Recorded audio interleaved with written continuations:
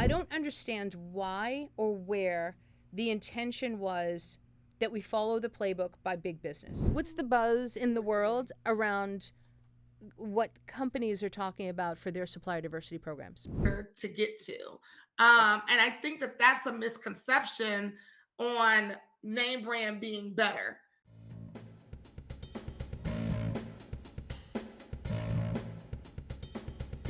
We good? All right, thank you. Hey, Maria. Hey, Lisa. How are you today? I'm doing well. How about yourself? I am terrific. Today is Friday. We have another podcast, so let's get started with the Diversity Duo. Let's get started. But before we go any further, how you like my new T-shirt? I love that you wore My it. friend Lisa bought it for me. I love it. Says inclusion. I love it. Thank you, It's Lisa. not. You're very welcome. I really want us to start finding more fun shirts. Yes. So we'll make a strong effort for that. All right, we have a great show today. We do? Yeah. Okay. So let's just do this then. All right. All right. We have music plays here. In our head. All right, Maria. So today we have a really terrific guest. I'm so excited about this. I think I shared with you last year in October. It's Not Just Dinner, which is an organization that helps support women entrepreneurs in help fund them to attend conferences. Well, I was a recipient of this award. It was a wonderful experience. Thank you very much to It's Not Just Dinner. And what I was able to do was to attend NMSDC down in Atlanta. Pricey ticket, but I'm going to tell you, very, very worth it. Good. It was an amazing event. And one of the things that they did was also myself and two other awardees, we were given a dinner at Ruth Chris. Shout out to Ruth Chris, because it was pretty nice. And my table, which was the most fun table, I got to meet Phyllis Wooding, and I'm very excited for you to meet her. We had the best table, all laughs, good conversation. But for right now, Maria, I'd love to introduce you to Phyllis. Hi, Phyllis. Hi, Maria. I'm doing well. Oh, I heard nothing but excellent things about you. I'm so glad that you accepted to be a guest here. So now I can learn more about you and what you do and everything else that comes with that. Oh, So- absolutely. And thank you so much, Lisa, for inviting me. We've been trying to make this happen for a while, so now is the time. Now's the time, Now's and the we're going to time. grab hold of it. And Phyllis, lots of changes for you. So what we've started doing a few weeks back is we've stopped introducing people. So I've given your name, and I would love for you to tell us everything you want us to know about you. Sure. So as you all know, I am Phyllis Wooding. I am a procurement professional. I was formerly over a supplier diversity program. Supplier diversity is still very near and dear to my heart. However, I will be transitioning to new, exciting spaces. I have Wonderful. over 12 years of experience. Fun fact about me, I transitioned my career from legal to procurement. So that's how I got into this space. Super duper exciting. I love the changes of everything all the time. I know right now in the world, we're in a challenging time, but this is where procurement professionals really shine. We have to get creative. We have to roll up our sleeves, get our hands dirty, and get the things on the shelves. I love that. So Phyllis, have you landed somebody or somewhere, or you're still currently transitioning? I am currently still transitioning. Okay, wonderful. So we're going to do a lot of shout outs and we're going to do a lot of introductions. And we just recently had a guest on who also made a transition from legal to procurement. We used to work with her. And, the two of you remind me so much of each other. Absolutely. Both Maria and I knew Michelle from our time at the state. And I think that's going to be a great introduction, and I really want to make sure that happens. And Phyllis, if you get a chance, we just dropped episode number 11, and it's her. It's her being our guest, and she talks about procurement, supply diversity, and I think that the two of you, like Lisa, should meet. Yeah. So we also just met with an organization that specializes in staff augmentation. in diversity, which I thought was really an interesting perspective. So let's spend the next time talking about you and your career. You did start in legal. We love, I mean, happy to talk about legal. We love to talk about procurement and supplier diversity. And you alluded to the struggles and challenges of 2025 and 2026. Lots coming down, lots to think about. Procurement, I don't want to put words in your mouth, so I'm going to speak from my opinion. It is up to procurement to make the initiatives that are important, and you and I think I shared my company saying, right, intention plus action plus data equals supplier diversity. And we're at this place where it's time for procurement to wake up, create their intention, figure out the actions they need to put in place, get the darn data, and get moving. Yep. So I'd love to know, what do you have in mind? What are your thoughts around what success will look like for 25, 26? Yeah, I think that I think that with supplier diversity in general, I think that it's really a space that leads us to be able to get a lot of um kind of like a lot of just reward from it if it's looked at and done correctly. I think that, I mean, going to events like NMSDC, WeBank, NGLCC, I can name them all, but like all of those really gave me the opportunity to really look and see, like, this is like a space that there is someone in every place that you need them to be. And then I feel as though, as long as organizations are utilizing them correctly, it's really a place where we could really still win, even in spite of everything that's going on in the world. And so I think I'm very hopeful. I'm very optimistic about where 2025 will take supplier diversity. Yep. And I do think that it's going to shine a light on a lot of talented companies and a lot of companies with a lot of niche markets to really shine in spaces they might not have otherwise had the opportunity to shine in. Yeah, I agree with you. I think it's that shift that's going to make the most sense, right? We had a I don't mean to keep pointing back to our podcast, but it allots us the opportunity for amazing conversation with people who think similarly, differently than us. Excuse me. We had somebody on the other day, and I remember saying to Maria, I don't understand why or where the intention was that we follow the playbook by big business. Mm. That somehow big business has said, no, step aside small and mid-sized businesses. We'll get this. We'll recognize how small business or SBA and diverse businesses should be managed and run, and what your supplier relationship management should look like, and how small doesn't mitigate risk as well as large organizations. And I thought, I don't know how we start talking differently about this.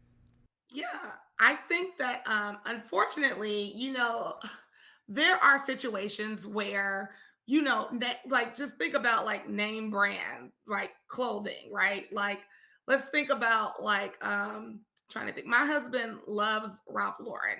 He thinks that Ralph Lauren clothing is the end all be all. If he could buy the whole collection, he would. Um, and it's a brand. We know it, we see it, we know if we pick it up what it's going to cost, we know what it's going to look like, we know where to purchase it from. It's easily accessible via online, via whatever stores you sell it at. So sometimes it's just really about going with what people presume that's easy, they know it, so they go with those bigger, larger companies. Because if I can go get a polo shirt versus a Phyllis shirt, then I might go get the polo shirt, because a polo shirt, to me, as the purchaser, was in a way easier to get to. And I think that that's a misconception on name brand being better. Um, because I think that, like, sometimes we need to maybe go look at the Phyllis shirt, because the Mm-hmm. Phyllis shirt might be hand woven. It might be, might be able to roll stains off of it easily. I don't know. But I think that because sometimes it's easier, it's accessible or deemed as more accessible, that's where the disconnect is between those smaller businesses and those big, large corporations. The other part of this is too that sometimes one bad apple spoils the bunch.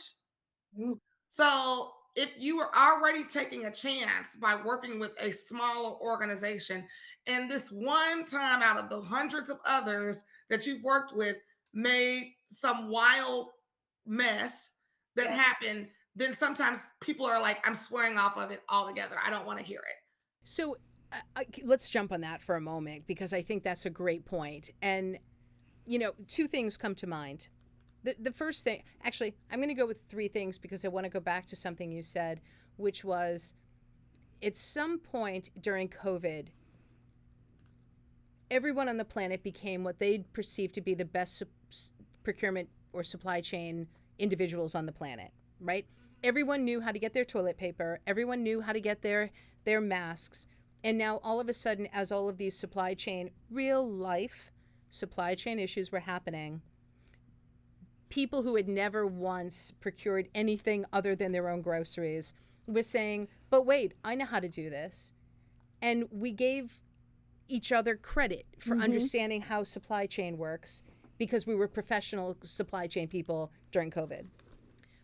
In addition to that, I think we have this other problem, which comes back to category managers. First, let me give a shout out to category managers. My favorite job. And two, the most important people in a procurement team are the category managers. I will argue that from here till the end of time. However, do your dang jobs. And supplier discovery is part of your job. Going out and supporting your team and coming up with a small, diverse, big, looking through the lens of how do you vet suppliers for the best anticipated outcome, and then create good RFP processes.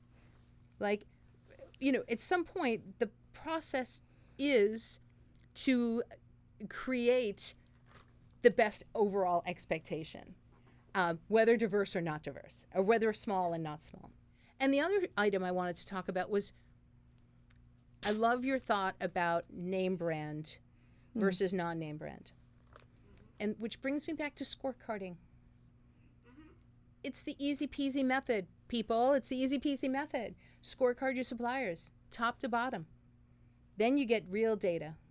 That I 100% agree. I don't think I've worked at an organization that didn't scorecard, but I know that they're out there. But everywhere I have had the privilege of working has always done scorecarding because it's really the great equalizer, right? Either you're good at what you're doing or you're not. Either you have on-time delivery or you don't. Like, it is what it is. We're looking at, it's bigger than pricing. A lot of people just say, oh, it's procurement, you're purchasing, and you're spitting out POs all day. And that's not what procurement is. It's a holistic approach to purchasing. So with going out and doing those scorecardings, the numbers don't lie. So let's just let the scorecard do its thing. Yeah. And I think, I've been on both sides of this now. I've worked for large organizations. I've worked for the government. I've worked and I've created my own business. And now understanding all sides, turning this around from each angle. As a small business, as a boutique consulting firm, I want you to butt me up against one of the bigger firms. I'm ready for that. I can show my bench of subcontractors and other relationships that are going to be supportive to these. And I think it's a big miss. Big miss. I feel like I've also overtaken the conversation, Maria. No. Look, I've been taking notes because this is very important. The message and how we portray that message is very important so it can reach the right audience. I actually have a question for you, Phyllis, right? And this is like you're talking, I'm taking little notes. So what according to you, your opinion, what are the most effective strategies to implement and promote supply diversity within the procurement process of any Mm. organization? So I think the biggest part of it is education, right? So I think that within supplier diversity, I want to also say this: people are not innately, at least not in my experience in any organization, people are not innately against supplier diversity. A lot of people are for it; they support it. They want to know more, but you have to educate. And I think that the biggest thing of it is, and people want to learn too. So I think the biggest part of this is education first. What is a diverse supplier? How do I know if I'm picking one? I don't want to have biases for whatever might be going on in my brain or whatever. I want to make sure I'm picking a good supplier, not just because they're diverse. One thing I used to always say is that we're picking good suppliers. If they happen to be diverse, that's great. But you're not getting in just off of the strength of being diverse. It has to be, you have to be a good supplier. And so I think that that's a big part of that and putting that in the strategy. The first part is implementing education to not only just your procurement team, the business. That's another part that I tell people too, is that if the business doesn't understand your reasoning for suggesting these new suppliers, then they're not going to go with it. They're going to go with the name brand. They've always used them. My buddy is we go to golf every summer, and that's who I'm going with. So I think that the biggest part is education. The other part is putting supplier diversity in every part of your process, your RFP process, just your scorecarding. All of those things need to have some form of what is about supplier diversity on there.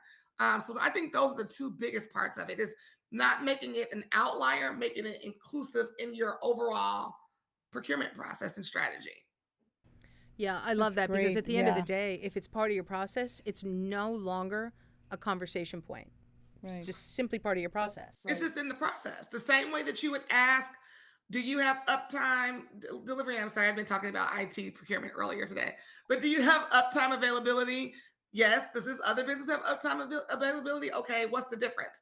Theirs is 24 hours, yours is 48. I feel like there's some change, right? There's some change in language, whereas, you know, I have a client, we talk about community based a lot, right? We don't kind of say, we don't always say supplier diversity. Sometimes we say community based.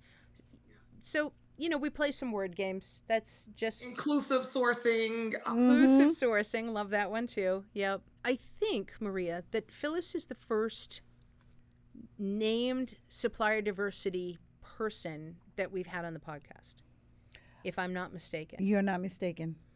And I think that makes this unique, right? So we've had entrepreneurs, we've had small, we've had diverse, we've had non diverse, we've had large organizations, Right. but we haven't had somebody whose sole purpose is, we've had procurement people who reach into supplier diversity to pull suppliers Right. out up. But we haven't had somebody, Phyllis, like yourself, who your sole purpose in your organizations has been, how do you bring supplier diversity to procurement in a way that's comfortable and packaged? So I make the statement that there's three pillars of supplier diversity, and that's really discovery, retention, and development. And and I would love to know if you think there's more, if you don't agree with those three, but how inside an organization, what does it look like in large businesses for supplier diversity, managers, directors, people part of the team? What's your interactions with procurement? How are you getting your job done? What does that look like? So, whenever, I mean, a lot of times as supplier diversity professionals, we have a procurement background. So a lot of times we're placed in procurement, like we're on the procurement teams. So it's not like it's an outside thing. I mean, at least not from the people that I know. Everyone that I know that was in that space or is in that space sits in procurement.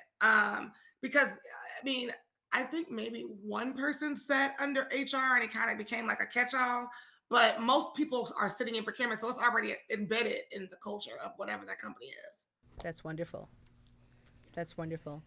Do you go along with discovery, retention, development? Am I missing I anything? do. I do. I think the biggest part, I think I would even say it would be in certain situations, discovery, then development. Because sometimes you find, like, I mean, I've gone to these conferences, you have as well. Sometimes you'll find a really good supplier. You think they have a good product or good service and they're great. They haven't done big business. And I always try to tell people about when I'm even asked, whenever I've been asked, and like you have a good product, a good service, but you don't understand how big business works. And we need to develop you so you're ready. Now that's a effort that a company would need to invest in, and they feel that they can see the return on it because we're not just giving out things in the world whenever you're working for these companies. But I think that a lot of times you might find someone that's really good, but they've never worked with a large company before. They've only done like, maybe more local things. They haven't worked with companies on global scales. So I think that once you find them, that's great. But are we willing to develop them? That's the other part of this. Mm. So yeah, and we talk a lot about development programs through large organizations. What do you need? And going back to businesses and saying, Maria, how can we help your organization? Right. What are some of the steps? How do we fit you in the right molds or the right box so that we can amplify and move you forward? There are times that you feel powerless because you know what you know, Yeah. but how do you project that to those that are empowered to bring you along, Yeah. seat you at the table? You know what I'm saying? So, I hear you. I'm in the same boat. Yeah. But it's funny, Phyllis, I actually see your role very much sometimes as salesy, right? Meaning internal sales. You need to sell diverse suppliers who you've met, and you need to help kind of amplify them to the procurement team or the stakeholder who's making that purchase. And yeah, so I often feel aligned in ways with people that hold your role, right? It's that connection. It's like, well, wait, you can buy the name brand, or you can simply give this a go because they can pass the same questions you would have asked on an RFP. It's that awareness. Yeah. And as you two are talking, I was thinking of my time that I worked for the state, and when they have those procurements that it's more than one award, you can have up to 10, 15, and the buyers for the state will only buy for the top 5 because it's easier. They're right there. Yeah. They don't want to go below 5. So I don't. Now that I'm sitting on this side, I don't find that very fair, and I know the state of Massachusetts is aware of it, Yeah. and they're working to change that narrative for everybody that wins a contract, which is great. And I hope that more states jump into that bandwagon and adopt those, that policy as well. Yeah, well, I think that's the governance that government offers that private industry doesn't offer. And Phyllis, to your role, it doesn't come for free. Like you have a position within the organization. You're a paid employee, and you need to be able to offer these services. So where is that line? Where is the line of it benefits large organizations to, and I'm happy to make the statements of it's about mitigating risk. It's about Right. creating innovation. It's about amplifying your brand across and deeper into community-based sales, which is a little bit different than what we usually talk about around procurement. So, really funny though. It's funny how this whole process works, and I don't know what the answer is other than continuing to just get up every day and do the right fight. Right. Like that's all I got. Like, Yeah. like That's all you can do. that's all you can do. Like, I mean, there's things that are just like, that are just not as a business owner out of your control. Um And so, there's a lot of moving parts within a lot of most organizations, whether it's big or large, or big or small. There's moving parts that, it's just a matter of, with supplier diversity and procurement in general, is about relationships. Yeah.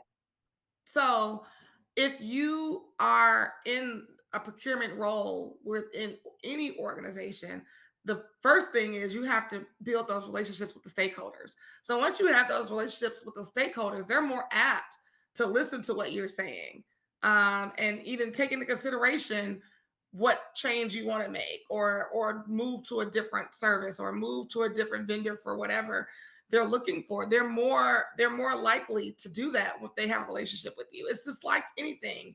Would you listen to the random Joe Smo on the street, or would you listen to your sister? Like, your sister, so you would probably listen to them more.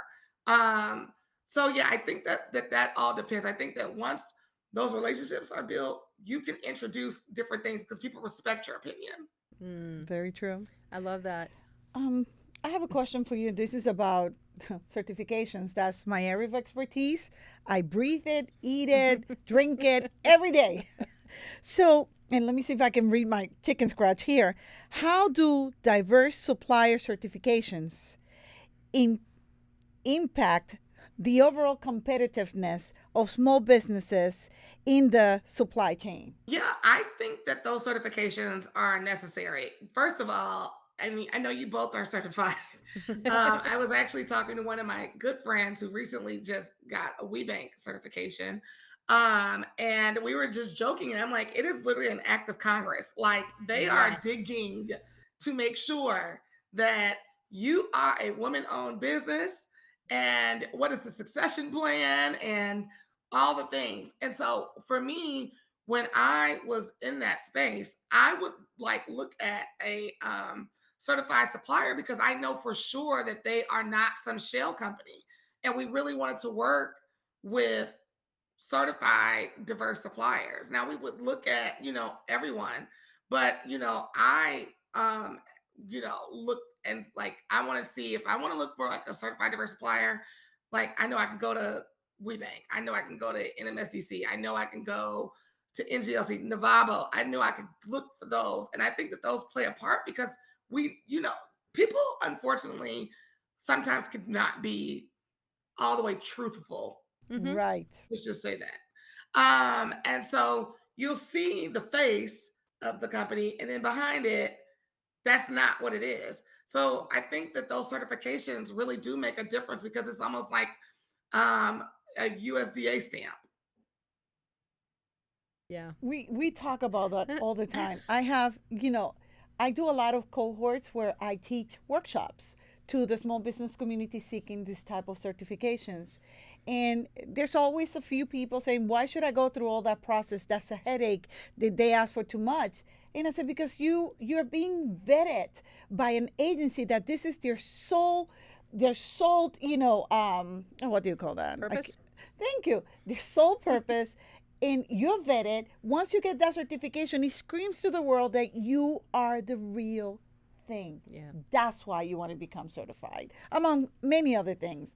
And you can see the light bulb going, "Oh, okay, that makes sense." Yeah, and then they have to also look at it too, like companies buy memberships to those organizations.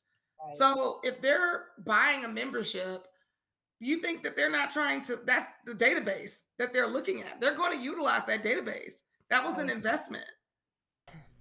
Yeah, Phyllis, it's funny because we talk about, Maria and I talk about supply diversity a lot, even when there's not cameras. A But lot. but one of the things that we talk about, because we both came from state government, and because we had the luxury of being in Massachusetts, Massachusetts does supplier diversity exceptionally well. So it's a funny thing because I'm not hard pressed. I don't mean to say that, but when I look to the WeBanks and all of them, when I look at its certifying agencies, and I understand what the people here in the Commonwealth of Massachusetts do, and the price tag for Massachusetts, I am hard pressed to send people to send clients to certifying agencies before stopping in Massachusetts, right? So if you're a mass company, like you can get everything you need from the Commonwealth of Massachusetts. Mm-hmm. That is, however, not the way the rest of the country runs, and I get that, but what a luxury we have here. I don't know if you've ever looked at our supplier diversity office. I haven't, not in Massachusetts, but I mean, I'm in here in Chicago, so Illinois. There are so many resources here. Just right now, as I'm currently in a transition process, like I've looked at, kind of what different opportunities they have in terms of education and things of that for entrepreneurs and for small businesses, and it's vast. So just speaking now on the other side of it, and like look into your states. Like, I mean, I'm in Illinois. I think that we do a good job at making sure that we do have a lot of resources for diverse suppliers. Yeah, I don't want to take away from the certifying agencies, right? Yes, no, we're There is not a taking fine away from them balance at all. here. No. I don't want to, But you could start with your state if as you're working your way to getting what you need to do in order to get whatever certification fits your company. I absolutely, mean, yeah. even in Massachusetts, there's a collaborations between NMSDC, which the chapter from Massachusetts is Greater New England Minority Supply Diversity Council, WeBank. There's collaborations. Once they're certified through them, they can obtain their certification with the state right off the bat. Yeah, So it's I pretty mean, neat. it makes it easier for small businesses to hold several certifications at the same time, which to me that's a win-win. Yeah, so I think I'm going to make the shout out to all of the other 49 states. Get your game on, like, right? Get your game on. Be part of the solution. But again, we appreciate WeBank. Appreciate all of the other certifying agencies for what they do for their events, Right. for the programs that they put into place, etc. But yeah, no, it is funny being here. We are so skewed with our knowledge. We're so skewed on so much here in the Commonwealth, which we appreciate. So staying on that lane, right? How can organizations or buy-in agencies, right, effectively collaborate with diverse suppliers to foster innovation and drive value in the supply chain? Great question. So, are you asking like what ways to collaborate with those small Yes, what suppliers or and yes, diverse suppliers? absolutely. So, recently, what was it? It was and I might mess this up. It was a small business or Chicagoland, I think a Chamber of Commerce.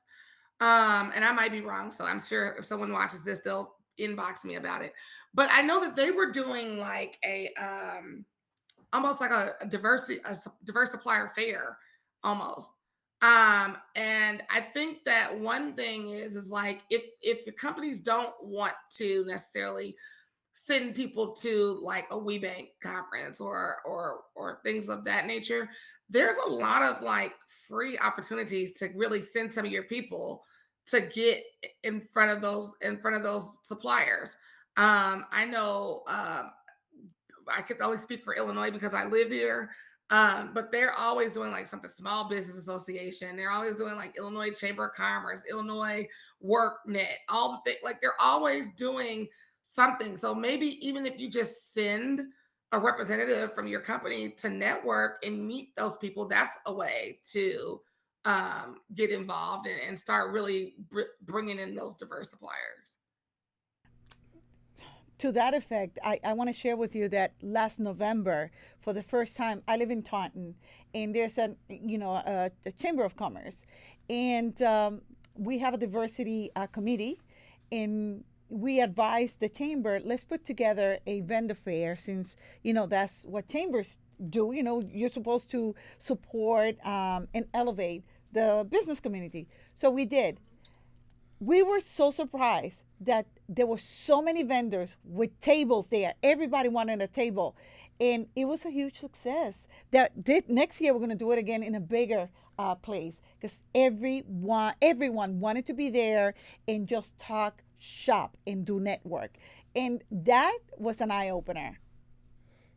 Yeah, like I know when I was in those spaces, like I have gone like I when I go to conferences, my favorite thing when I am in the capacity of supplier diversity, I enjoy those quick table talks. It's like almost like speed dating. Yes, Yes. yes. Love And it. then just walking through like the exhibit halls. Like I've met so many people just from walking those exhibit halls and like going to the specified categories.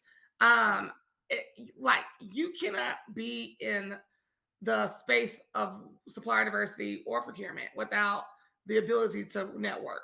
Like this is a what are the kids saying? A yapper's job. So, that's terrific because I'm going to tell you at NMSDC, two of my best leads from that, and I left NMSDC with a good handful of really people that I'm in good contact with, in regards to doing some future work, which is really exciting. But two of those best leads came from the bus ride. Oh wow. So they would have buses from the hotels to the exhibit hall, and I got on the bus and I said, I mean, it's again, what did you call it? A yapper's what? A yapper's job. Ooh, I like it. and Yapper and stuff. I got on and I just started yapping, and here we built a relationship in 7 minutes of it was kind of like speed dating on a bus, Mm-hmm.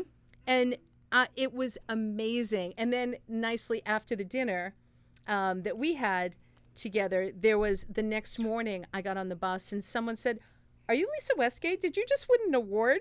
And I was like, I'm famous? Oh, she is famous. I was famous. No, but the idea that, procurement people pay attention to things and we get to know each other. And, I was honored with an award and she said, "Well, who's this person?" If they're honored, it's again Right. that vetting. How do you get, as a small business, how do you get that little step where, hey, I know Phyllis. Hey, I know Maria, you know this person. How do we make that happen? How do we make those connections? And so yeah, I will, even if I can't go to an exhibit, I will take the bus rides. Yeah, I think that another thing that I would say for small business or and diverse suppliers is that when someone asks you when you're especially in those spaces, right? Everything is networking. Whether you went to dinner, you went to lunch, you guys grabbed Chick-fil-A, whatever. Um, Everything is networking. So I think that it's really important for you to be able to tell me what you do in an elevator pitch. Right. Like you don't try to show me a deck because I'm walking. I need you. The people that I've remembered the most are the ones that they gave me what they do in like 10 minutes. And I'm like, something will come up and I would be like, oh, let me call them because I remember they told me they do X, Y, and Z. Now you can show me a deck. I have come across people that they're parrots. Yeah. They have they have inhaled the information and all they do is repeat it. If you ask them to break it down, Nothing. deer on a headlight. And I'm like, okay, it was nice meeting you. Next. Yeah, you have to bring your A team, your starting Yes. five, Yes. that knows the business inside and out, because those people can answer those deeper questions, and that's who you want as the face of your business. Can I share one other story? So I was at another event. This was a small one here in Massachusetts, and somebody went up and they came from one of the groceries companies here in Mass, and they were talking about all of the opportunities for small businesses. So I went over and I introduced myself and I started talking, and as I was talking, he was looking down at what I could see was a thing of stapled paper that looked like it was 10, 15 pages. Oof. And he's looking and he's kind of like shifting me backwards so that he can reach these papers. And he hands it to me. And this is, and as he handed it to me, I got to the place and I said, and one of the things I do is I help big businesses understand how not to insult smaller businesses by nonsense. And I handed this back and I thought, you are not giving me a 15-page onboarding book. That says much more about you than it did about me. Like, oh my God, it was hysterical. That is hilarious. Yeah, you know, it's running a business. I have learned so much. The caliber of people, Yeah. what people. I mean, some people are just. I just blink, smile, and I have to walk And walk away. away. I just have a overall like additional, I won't say newfound because I have respect for anybody who decides to get out here and start their own company. But I Mhm. have additional respect for business owners because the hustle and the grind that it requires to run a successful business. I mean, just kudos to the entrepreneurs. And the patience, the hustle, grind, and the patience. Yeah, Yes. yeah. Yeah, I can't believe that this time is flying by. I just want to make sure, Phyllis, are there things that you want to make sure that we address today that we haven't talked about? I want to give you kind of the floor. Yeah, I just think that I really just want to just say that deliver a message to everybody as we're going through a lot of uncertain times with the tariffs and all the things that are going on in the world. I just want everybody to breathe. Take a deep breath. Um, we're going to be okay. And I'm not being what is it when they say toxic positivity. Yeah. I'm not doing that. I do acknowledge that there is a lot going on. People have been affected by everything that's going on, and people will continue to be affected by what's going on. But I do want people to stay the course and just step back, take a step back for a second so you can regroup, and then understand that like in terms of the procurement space and the supplier diversity, that there are a lot of moving parts to all of it. Don't take it as a personal slight, but there's just a lot of moving parts to all of it within all organizations. Love that. I love the ending. That's perfect. Perfect. So, Lisa, Yes. based on the conversation we had with Phyllis, what are your takeaways from this conversation? So I love the point of not being toxic in our positivity, but absolutely putting our heads down and working. And there's acknowledging the things that we can control and then recognizing the things that we can't. And if we continue to spend so much time and energy on what we can't control, that does not mean don't pick up the phone and call your senators, and doesn't mean don't be part of campaigns. Today's date is April 4th. You know, there's some big happenings tomorrow on the 5th. We'll Mm-hmm. see how that plays out. Those are actions, but when it comes to your business, I love Phyllis's recommendation of just breathe and work. Just show up, There you put your are. right foot forward, and do your jobs. I think the other thing that's important is, hearing Phyllis talk about the grit required in pushing your own business. This is somebody in procurement for a long time, somebody in supplier diversity for a long time. Recognizing that there's no gift. There's no gift in business. It is get your certification because that's how you will be found. Discovery is number one pillar. You have to be found. And if a certification helps move you up into the spotlight, take advantage of that opportunity. Whether you do your paperwork on your own, whether you hire somebody like Maria, those options are out there. As you have said before, and I want to throw this out there for the audience, all these type of certifications are a key that will open a door. Yeah. A key to open the door. What you do once that door is open is really up to you. That's right. That's right. Yeah, and I think this was amazing. I really, I enjoy Phyllis a lot. I enjoy the way that she looks at the world. I think what she has brought to the organizations that she's worked for in the past has been significant, and it's who we need to rise up the importance and expectations and goals of supplier diversity and procurement forward. And I wish we had more time because I would have loved to dive into procurement forward initiatives, but I feel like she hit upon that a lot, right? Mm-hmm. That's why having a certification is important, but it's not going to make you close the deal. You have to produce the work. To the organizations, don't forget your scorecards. if you're going to butt people against each other, have the data to support it. Don't just think they're certified so they can't, or they're certified and they can. That has nothing to do with actual service and performance. This is a fun interview. This is a fun conversation. This was a conversation, and I love when that happens. It was really good. I am so glad to have met you, Phyllis. Even if it's in the what do you call that? Oh my God, the virtual world. Yes, the virtual world. Hopefully, we'll meet one day Phyllis, soon. are you going to New York in May? I am. I plan. Guess who's going to be there? Guess who's going to be there? The diversity duo. Yes, I will be there. It's the 1-day event. Yes. Oh, okay. So we're going to be at the 2-day event, and then I will be at the 1-day event. Okay. But we'll spend some time. At the 1-day event. Awesome. Oh, too bad we don't get to interview you in person. We're going to be. We were invited to do the podcast from there to interview. Wow. Yeah, I think I saw that. That you guys were doing your podcast there. Nice, yeah. This is great. Yeah. Oh wow. But we'll see each other. So we'll all be in town. So let's try and make an effort to see each other. And I will spend the day with you. So I look forward to it. Awesome. I'm so excited. This has been wonderful. Keep doing the podcast. I love listening to things like this. It's in the industry wheelhouse, and it's just nice to hear professionals talk about an industry that we all love.